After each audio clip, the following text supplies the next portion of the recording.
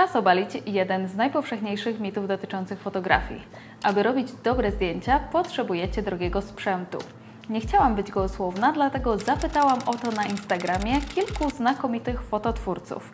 Między innymi Jakuba z Kubełkowaty, który profesjonalnie zajmuje się fotografią, Kasię i Łukasza, czyli Creative Roamers, podróżników tworzących najwyższej jakości content, oraz Pawła z One Life Photo Story, który specjalizuje się w robieniu zdjęć telefonem.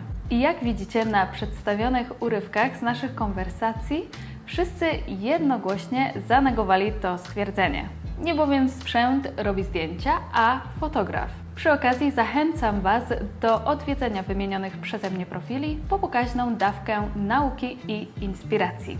A ja nazywam się Marcelina i witam Was na kanale Alternative, gdzie uczymy tworzyć świetny content na Wasze media społecznościowe w konkretny, zaplanowany i kreatywny sposób.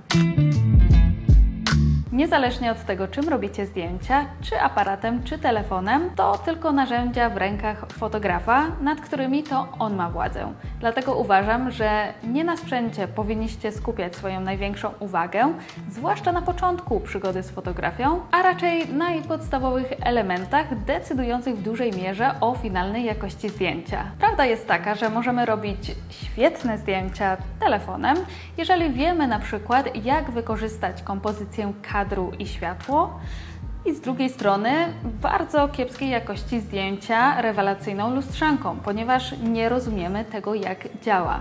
Ale kiedy poznamy już pewne podstawy i fotografia zacznie nam wychodzić, to nic nie stoi na przeszkodzie, żeby trochę poeksperymentować i zobaczyć, czym tak naprawdę będzie nam się lepiej robiło zdjęcia, aparatem czy telefonem. Nie jest bowiem powiedziane, że doświadczony fotograf nie może mieć frajdy albo nawet preferować robienia zdjęć telefonem, na przykład na swój Instagram.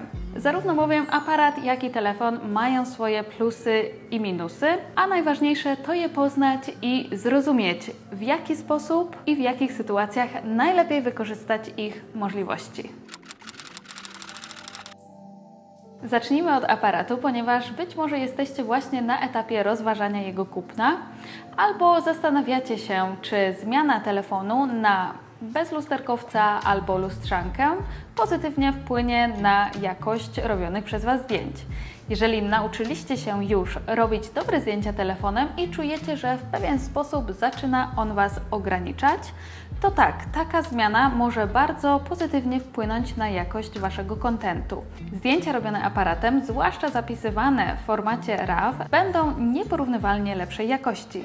Będziecie je mogli dokładniej wyedytować, odzyskać szczegóły w obrazie i uzyskać takie naturalne dla oka rozmycie tła, którego obecnie nawet najlepszej jakości telefony nie są w stanie zaoferować.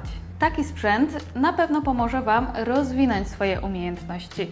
Sama nauka jego obsługi może być już nie lada wyzwaniem, w zależności od tego, na jaki aparat się zdecydujemy. Kiedy kupiłam nowy aparat, nie spodziewałam się nawet, że tyle czasu spędzę na ogarnianiu jego podstaw. Siedziałam godzinami z YouTube'em przed nosem i próbowałam różnego rodzaju ustawienia, żeby zobaczyć, które będą pasowały mi najbardziej. Moje pierwsze wrażenia, perypetie i problemy możecie prześledzić w jednym z moich poprzednich odcinków, do którego link wstawiam u góry i w opisie do tego filmu. Mimo to nie wyobrażam sobie pracy bez aparatu, a jednym z głównych plusów tego sprzętu jest dla mnie wymienna optyka. Bowiem, jak zdążyłam się przekonać, to właśnie obiektyw w dużej mierze wpływa na jakość zdjęcia. Praca z dobrym obiektywem to czysta przyjemność. Jednak z drugiej strony to dodatkowy koszt, z którym trzeba się liczyć, inwestując w body, czyli w korpus aparatu. Kitowe obiektywy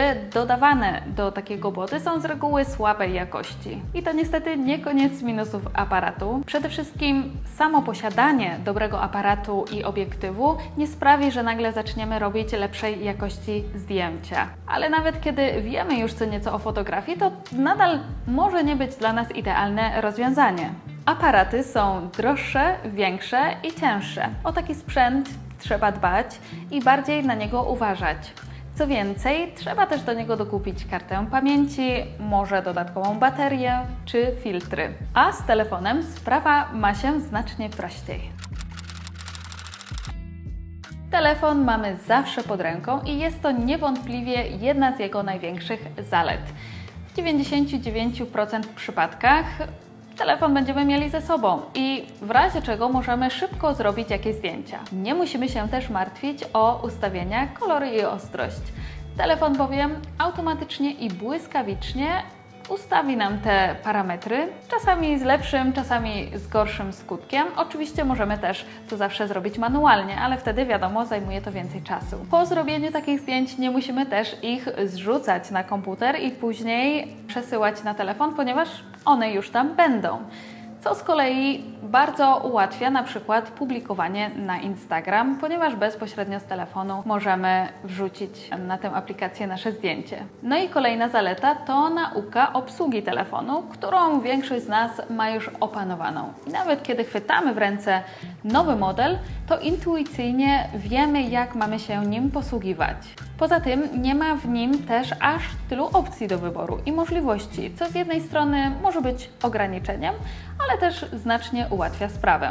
Niestety po zdjęciach zrobionych telefonem nie możemy się spodziewać tej samej jakości, co dobrej jakości aparatem, ponieważ te zdjęcia zajmują mniej miejsca, mają mniejszą rozdzielczość. Jeżeli zatem chcielibyśmy je na przykład wydrukować albo znacznie powiększyć, no to często spotkamy się z tak zwanym pikselem. W dodatku obiektywy w telefonach są często tak zbudowane, aby zniekształcały obraz, aby na przykład selfie wyglądało korzystniej i też podkręcały kolory. Z początku może się to wydawać fajne, jednak to w dużej mierze ogranicza nasze możliwości edycji tego zdjęcia. Dlatego jeżeli coś pójdzie nie tak, to będzie nam dużo trudniej naprawić to zdjęcie w postprodukcji. Co więcej, nie zawsze ten charakterystyczny dla telefonów szeroki kadr będzie pasował do każdego z naszych zdjęć. Na przykład jeżeli będziemy chcieli zrobić portret z bliska albo uchwycić jakiś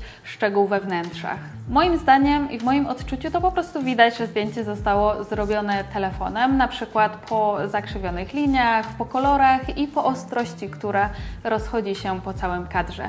Oczywiście nie ma w tym nic złego, jednak musimy sobie zdawać z tego sprawę. Podsumowując, aparat. Plusy aparatu to przede wszystkim wymienna optyka, nieporównywalna jakość i możliwość rozwinięcia swoich umiejętności fotograficznych.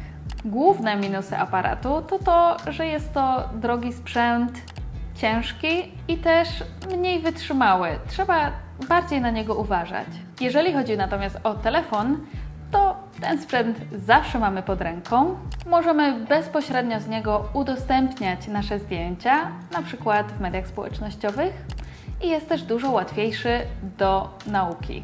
Minusy robienia zdjęć telefonem to to, że często otrzymujemy przekłamane kolory, zniekształcenia, no i też jeżeli chcemy powiększyć zdjęcie, to pojawi się piksel. Dziękuję Wam bardzo za uwagę. Mam nadzieję, że spodobał się Wam ten odcinek.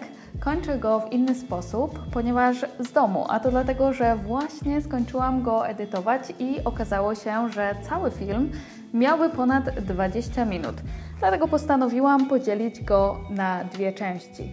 I w drugiej części przedstawię Wam podstawowe porady, dzięki którym zaczniecie robić lepsze zdjęcia, niezależnie od tego, jakiego sprzętu używacie, czy telefonu, czy aparatu. A tymczasem zachęcam Was do obejrzenia mojego...